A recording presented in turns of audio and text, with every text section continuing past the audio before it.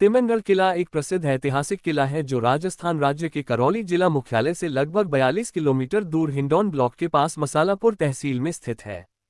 तिमनगढ़ किला 1048 ईस्वी में बनाया गया था, लेकिन किले को एक हमले में नष्ट कर दिया गया था। यदुवंशी राजा तिमनपाल, जो 12वीं शताब्दी ईस्वी में बहुत शक्तिशाली शासक थे, ने 1244 ईस्वी में इस किले को फिर से बनवाने में बड़ा योगदान दिया था। राजा के नाम पर इस किले का नाम तिमनगढ़ रखा गया है। राजस्थान के अन्य किलों की तुलना में तिमनगढ़ किले की वास्तुकला अद्वितीय है और पर्यटकों को आकर्षित करती है। किले में 80 से अधिक प्राचीर हैं। मुख्य द्वार को जगनपोल के नाम से जाना जाता है। असामाजिक तत्वों ने पैसे और मूर्तियों को निकालने के लिए इन किले को खंडहर बना दिया।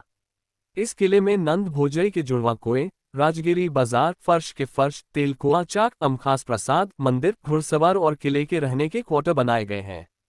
मुगल शासन के दौरान इस किले पर मुगलों का नियंत्रण और शासन था। इस किले में कई द्वार हैं।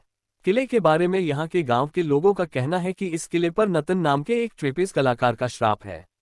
कहा जाता है कि एक राजा ने नटनटनी को रस्सी पर चलकर कहीं जाने के लिए कहा और उस राजा ने नट से वादा किया कि अगर वह ये कारनामा कर पाएगा तो उसे उसके राज्य का आधा हिस्सा इनाम के तौर पर मिलेगा।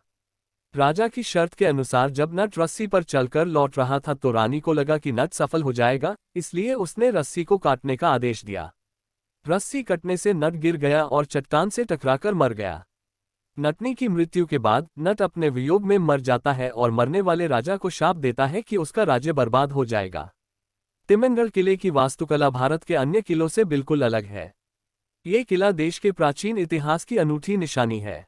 इस किले की सबसे खास बात यह है कि इसमें 5 प्रवेश द्वार हैं। इस किले की दीवारों पर पत्थर की कई मूर्तियां हैं।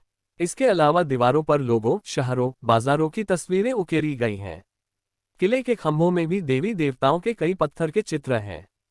किले की दीवारें यहाँ के लोगों को उनके पुराने समय में वापस ले जाती हैं।